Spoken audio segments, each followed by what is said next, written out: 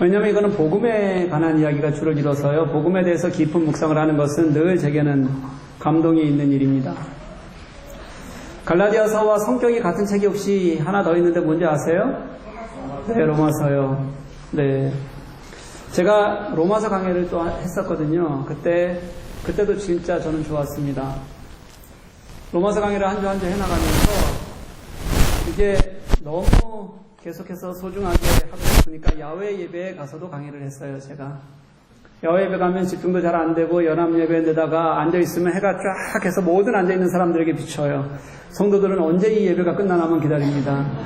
근데 거기 가서도 제가 강의를 했어요. 얼마나 좋았으면 그랬겠습니까? 그때가 2015년이었어요. 로마서 강의를 할 때가. 근데 그때 마침 이찬수 목사님, 그 다음에 유기성 목사님이 저를 따라서 로마서 강의를 시작했습니다. 우리 교회 교우들 중에서 이 세 사람의 강의를 받은 분이 있어요. 듣는 거죠. 그러면서 이제 말씀 끝나고 나서 이렇게 얘기하고 그럴 때, 목사님, 이번 주에 설교에 너무 많이 은혜를 받았다. 이렇게 제게 얘기해요. 그래서, 네, 그렇죠. 그게 누구 얘기냐면 이찬수 목사 얘기예요. 그리고 또 어느 날은 와서 제게 이렇게 얘기해요. 목사님, 지난주 설교 보니까 유기성 목사님은 이렇게 얘기하던데 목사님 이게 틀린 거 아니에요? 아니요, 여러분. 맞습니다. 지켜요. 무조건 맞아요. 제가 그분들보다 공부도 많이 했고 주석 작업도 더 깊게 합니다. 훨씬 제가 그분들보다 주석 작업 깊이 하니까 제가 맞는 거예요. 그냥 그 교회로 가세요. 어차피 못 가잖아요. 아무튼 제가 로마서 강의를 하면서 여러분은 말고 저 혼자, 여러분들은 다른 목사에게 은혜 받고 저는 제가 말씀 준비하면서 은혜 받고 그렇게 여러분 은혜를 받는 시간을 가졌습니다. 그런 마음으로 갈라디아서를 또 하려니까 그때의 은혜가 제가 생각이 나는 거예요. 얼마나 좋은지 모르겠어요. 그래서 로마서 강의를 다시 한번 읽어봤습니다. 다 읽을 수는 없고 워낙 양이 방대해서 다 읽을 수는 없고 일부만 몇 편을 읽어봤는데 역시 내가 그들보다 낫다. 혼자 감독을 하면서 이렇게 갈라디아서를 다시 시작을 했어요. 근데 요즘 제가 후회하고 있습니다. 이 로마서하고 갈라디아서는 같은 교리서긴 하지만 강해로는 갈라디아서가 훨씬 어렵다는 걸 제가 알았어요. 왜냐하면 강해를 하면서 이렇게 저렇게 삶으로 풀어나가시는 분들 많잖아요. 그런 분들은 큰 어려움이 없을 겁니다. 근데 저는 그런 능력이 없으니까 늘 어디면 몸만 파요. 말씀만 파잖아요. 그런데 말씀으로만 씨름하니까 이 갈라디아서는 이신칭의 주제가 너무 분명한 게 계속 이어지는 거예요. 그것도 율법과 믿음. 이런 과정을 거쳐서 은혜를 끼친다는 게 정말 어렵더라고요. 그래도 매주 진짜 딱 한 분씩 제게 와서 오늘 은혜 받았다는 분들이 있어요. 더도 없어요. 또 꼭 한 분씩. 네, 그래서 제가 그런 분들이 있어서 계속 하려고요. 그래요, 지금. 여러분들이 다 그 한 사람이면 얼마나 좋을까 싶지만, 네, 하여튼, 아니니까. 다 좋은데 인상은 쓰지 말고 있으세요, 설교 때. 그래요? 네. 저의 장점이자 단점이 뭐냐면, 또 뭐 때문에 웃어요, 그러면. 설교 때 이렇게 자기들끼리 떠드는 데가 이렇게 흔한 교회는 아닌 것 같아요, 제가 볼 때는. 목사님만 봐도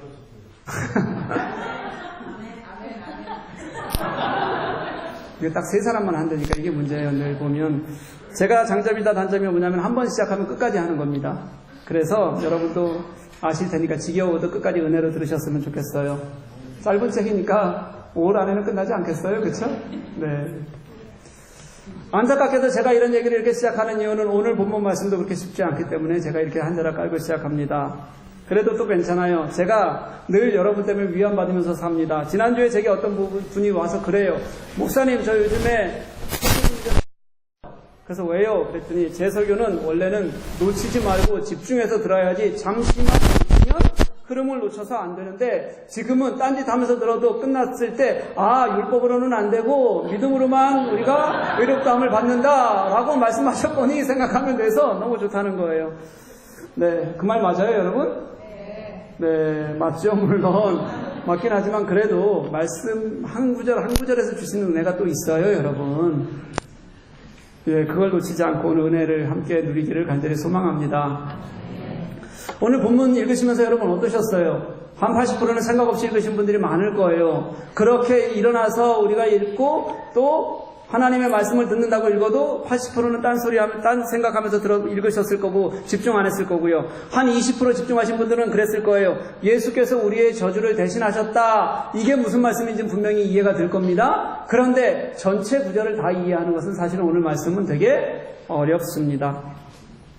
지난주부터 이제 우리가 구약의 말씀을 인용해서 말씀을 전하고 있잖아요. 복음을 구약의 말씀을 가지고 논증하는 게 이제 지금 이어지는 말씀이에요. 오늘 본문에서도 10절서부터 13절까지 이 4절에 다 하나씩의 구약의 말씀이 인용이 되어져 있습니다. 어떤 말씀이 인용되어 있는지 한 번씩 적어볼게요. 10절 말씀에는 신명기 27장 26절 말씀이에요. 누구든지 율법책에 기록된 대로 모든 일을 항상 행하지 아니하는 자는 저주 아래에 있는 자라. 11절 말씀은 하박국 2장 4절 말씀입니다. 의인은 믿음으로 살리라. 12절 말씀은요, 레위기 18장 5절 말씀이에요. 율법을 행하는 자는 그 가운데서 살리라. 그리고 13절 말씀은 신명기 21장 23절 말씀입니다. 나무에 달린 자마다 저주 아래에 있는 자라. 보면 이게 무슨 유사성이 있는지 사실 내용 전체에서는 알기가 굉장히 어렵습니다, 여러분. 그런데 이걸 보면 이 4절이 2절씩 유사한 단어들로 되어져 있다는 건 여러분들이 말씀을 봐서 하는 게 아니라 제가 색깔로 구별해놔서 알 수 있어요. 그렇죠? 네. 10절과 13절에는 어떤 단어가 나와요? 저주 아래 있는 자라. 11절과 12절에는 어떤 단어가 나와요? 살리라. 하나는 믿음으로 살리라. 하나는 그 가운데서 뭐죠? 그게?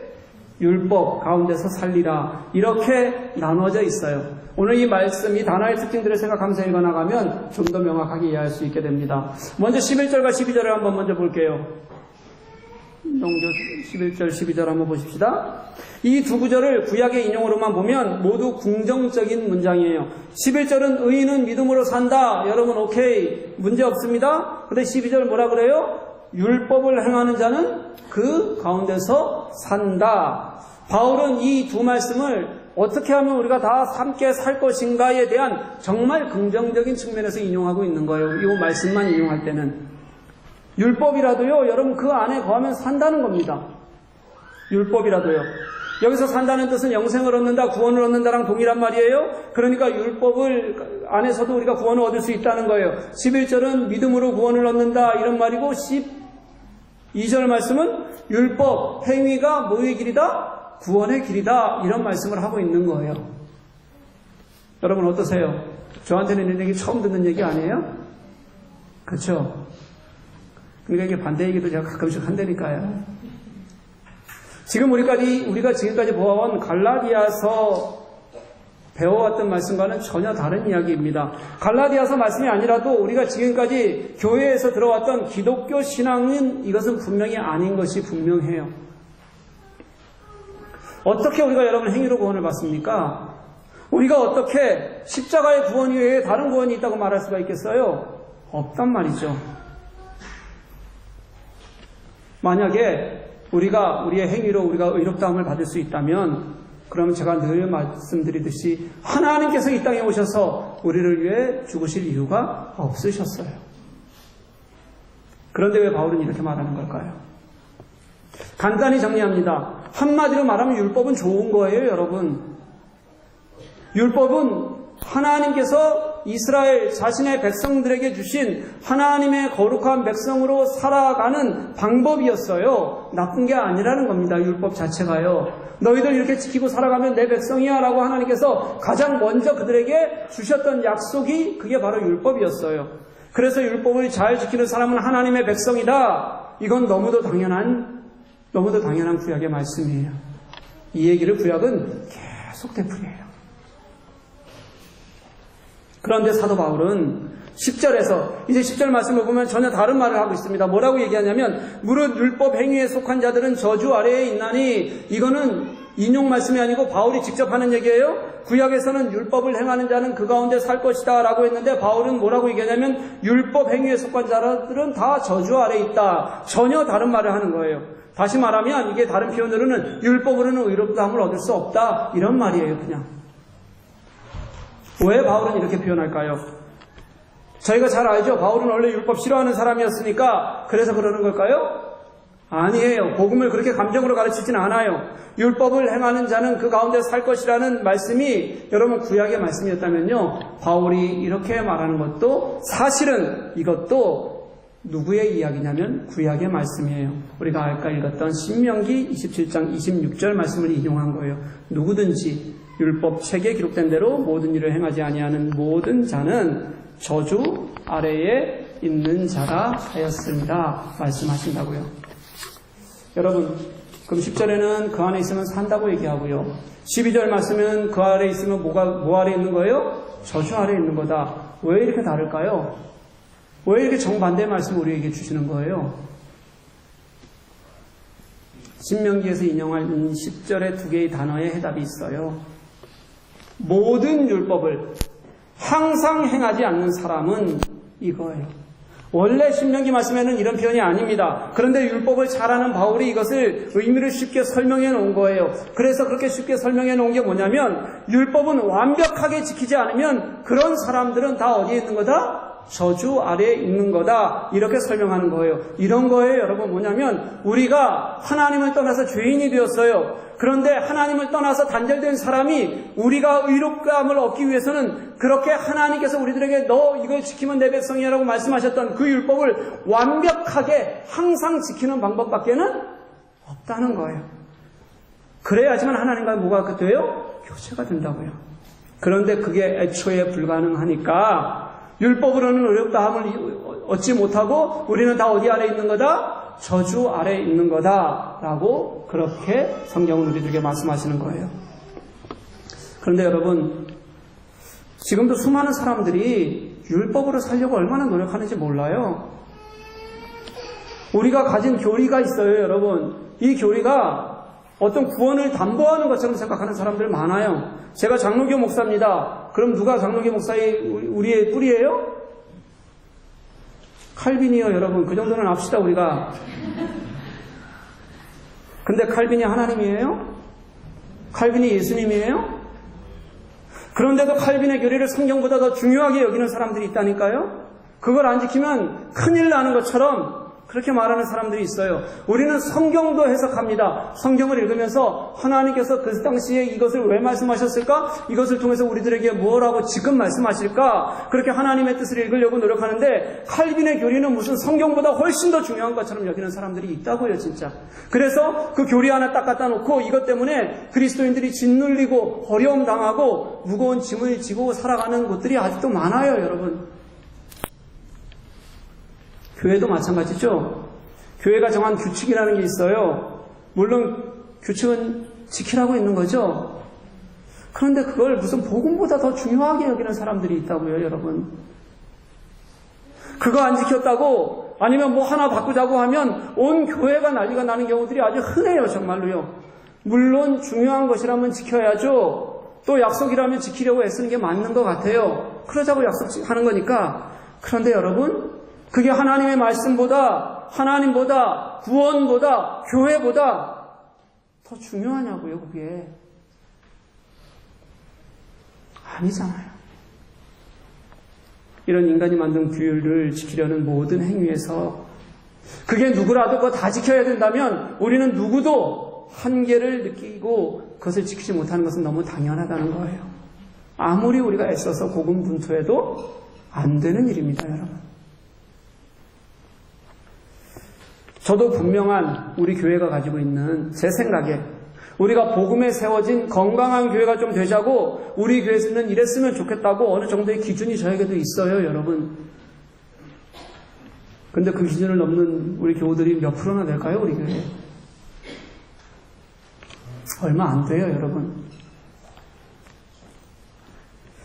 근데 괜찮은 거예요. 그건 뭐냐면 제가 우리 교회가 건강한 교회가 되자고 제가 가지고 있는 가고자 하는 방향일 뿐이에요. 그 방향에서 흐트러지지 않으면 되는 거예요. 그거 안 채워졌다고 해서 우리가 최선을 다하지 않고 있거나 하나님께서 기뻐하지 않는 방향으로 가고 있는 것은 아니라는 거예요.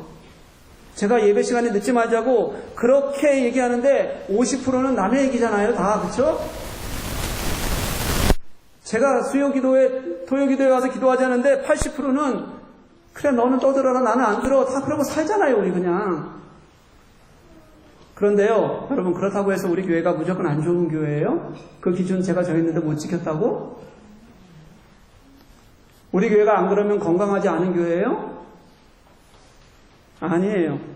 저는 우리 교회가 어떻게든 하나님께서 우리들에게 주신 마음 가지고 그 은혜를 아는 가슴으로 은혜를 깨닫기 위해서 애쓰고 예배하는 교회라고 믿습니다.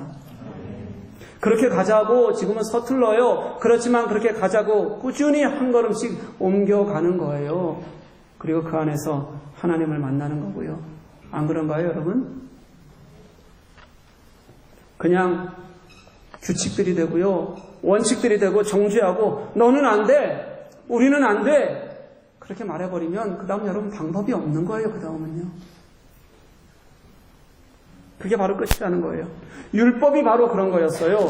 모든 인간은 율법 앞에 서면 누구라도 모두 항상 그것을 지킬 수 없기 때문에 그래서 너는 안 돼. 불가능해. 그러니 가망이 없어. 그래서 너는 저주 아래 있는 거야. 라고 그렇게 우리가 깨닫게 되는 것, 알게 되는 것. 그게 율법이에요, 그냥.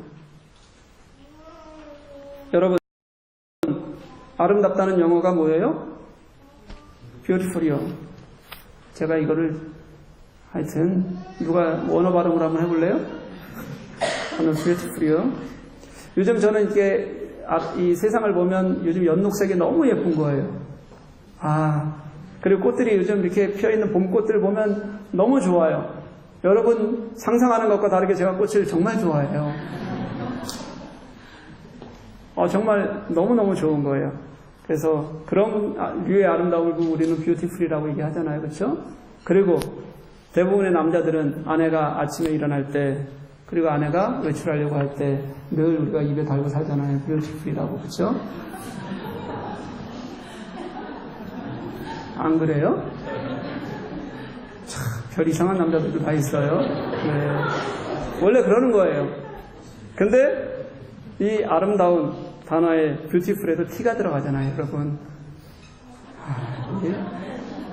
뷰티풀에도 T가 들어간다고요, T. 이렇게 늦어서야. 이쪽은 벌써 이해했는데, 그죠? 네. 고개까지 흔들 건 없어요. 네. 완벽한 게 어디 있겠어요, 여러분. 아직도 이해 못하신 분들은 원고 보세요, 그냥. 네. 하나님께서 인간을 만드신 후 보기 좋았다고 말씀하셨어요. 그쵸? 그때 아담과 하와가 전부 정예인이나 손예진처럼 생겨서 하나님께서 그렇게 말씀하신 건 아닐 거 아니에요, 여러분. 여러분, 누나들이 전부 다 손예진 아니에요. 남자들이 전부 정예인 아니라고요, 여러분. 그냥 하나님은 그런 모습 그대로 아름답다, 좋다고 말씀하시는 거예요. 우리가 사는 세상이 그렇습니다, 여러분. 우리가 사는 삶이 그런 거예요. 우리 완벽하지 않거든요. 완벽하기는요, 연약한 투성입니다. 조금만 들어가면 우리 속에 얼마나 악함이 크게 있는지 몰라요. 그래서 율법으로는 누구도 의롭다함을 얻을 수 없다. 그래서 우리는 스스로는 아주 가망성 없는 저주 아래 있는 사람들이다. 그렇게 말하는 거예요. 이건 진리예요. 율법에 적용이 되면 우리는 다 실패자인 거예요, 여러분. 근데 가망 없어. 그럼 우리는 그렇게 희망 없는 사람들입니까, 여러분? 사도 바울은 이렇게 외칩니다. 아니요. 우리에게는 희망이 있습니다. 그 이유를 13절에서 이렇게 얘기해요. 그리스도께서 우리를 위하여 저주를 받은 바 되사 율법의 저주에서 우리를 속량하셨으니 우리는 저주 아래 있다. 그러나 우리에게는 그럼에도 불구하고 희망이 있다. 왜냐하면 이제는 그 저주에서 그리스도께서 우리를 위하여 그 저주를 대신하시고 우리를 속량하셨기 때문이다. 사도 바울은 그렇게 우리들에게 외치고 있는 거예요. 예수가 없을 때 우리는 율법의 요구 때문에 저주 아래 있을 수밖에 없었는데, 그런데 그 저주를 예수께서 대신 받으셔서 그 저주에서 우리를 구속하셨다는 거예요. 여러분 속량하셨다는 뜻, 여러분들이 잘 알듯이 값을 치르고 사셨다는 뜻이에요. 그런데 여기에는요, 오늘 말씀 안에는 그 문장 구성 보면 또 다른 의미가 하나가 더 들어가 있어요. 어떤 의미냐면 그 과정이 있었다는 의미가 들어가 있어요. 어떤 과정이냐면 대가를 지불하는 과정이요. 그 대가를 지불하는 저주의 과정이 뭐였냐면 예수께서 십자가에 못 박히심으로 말미암아, 오늘 본문대로라면 그가 나무에 달리심으로 말미암아 우리 죄를 속량하셨다. 그 과정을 통해서요.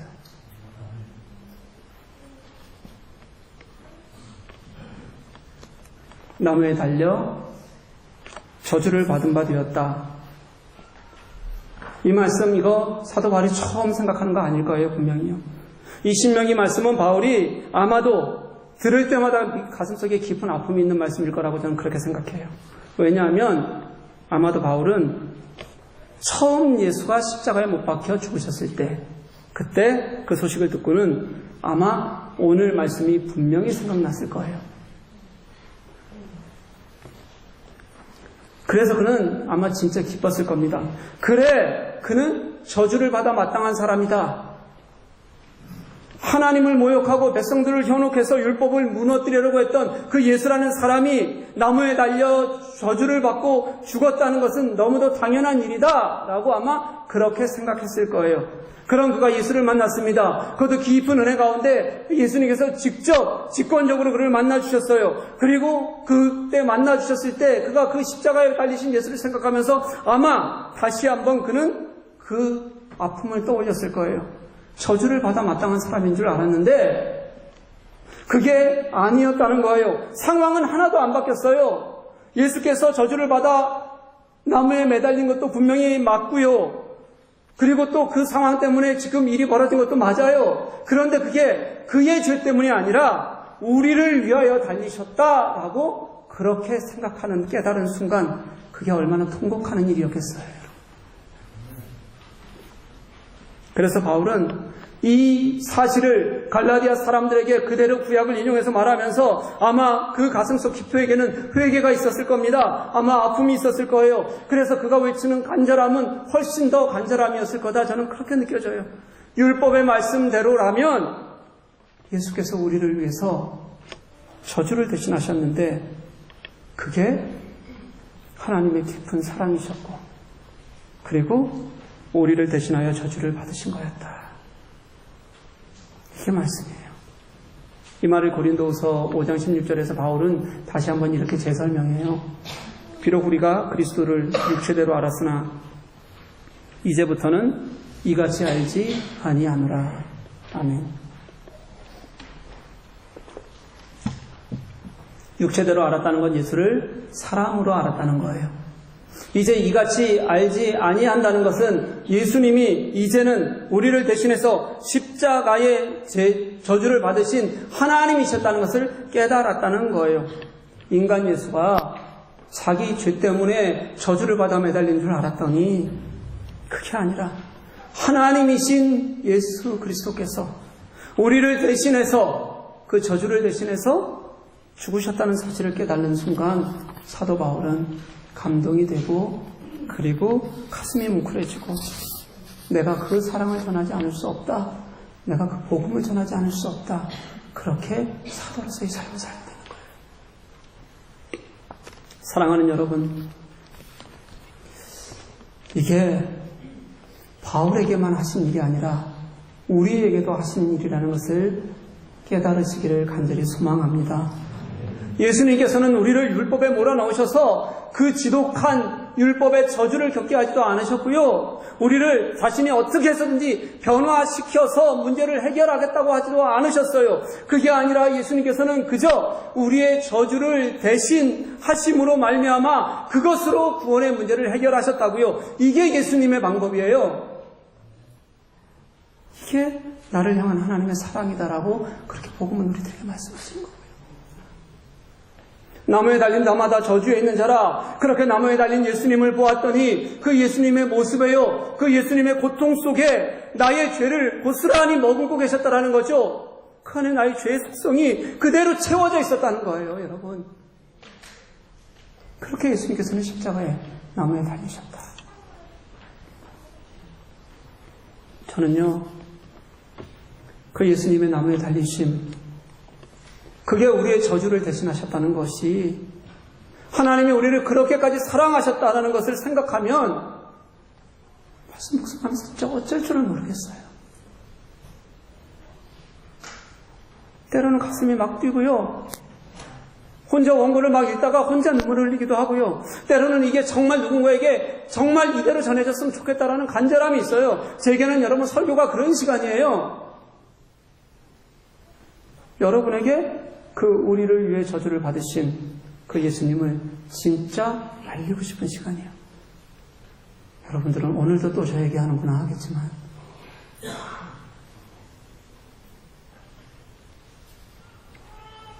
아마 바울의 마음이 그렇지 않았을까요? 저는 오늘 본문이 그걸 말하는 것이라고 생각해요. 바울이 그렇게 처음 예수의 십자가를 들었을 때, 그래 너 잘 죽었다, 그렇게 생각했던 것처럼 아마 유대인들은 예수를 보면서 그렇게 외쳤을 거예요. 예수는 자기의 저주를 받은 거다. 근데 저는 사실 이게 우리의 모습이라고 생각이 들어요. 나의 죄성을 보지 못하는 우리의 모습이고, 그런 십자가 앞에서도 통곡하며 회개하지 못하는 나의 모습이고,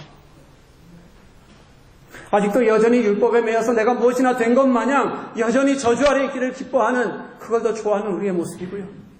그래서 우리도 바울이 예수를 만난 것처럼 이제는 그러지 말고, 그게 우리의 모습이 아니라 변화된 바울의 이 간절함이 저와 여러분의 모습이 되기를 간절히 소망합니다. 이 죄성투성이인 저주받아 마땅한 그런 우리의 존재를 우리가 제대로 볼 수 있어야 되고요.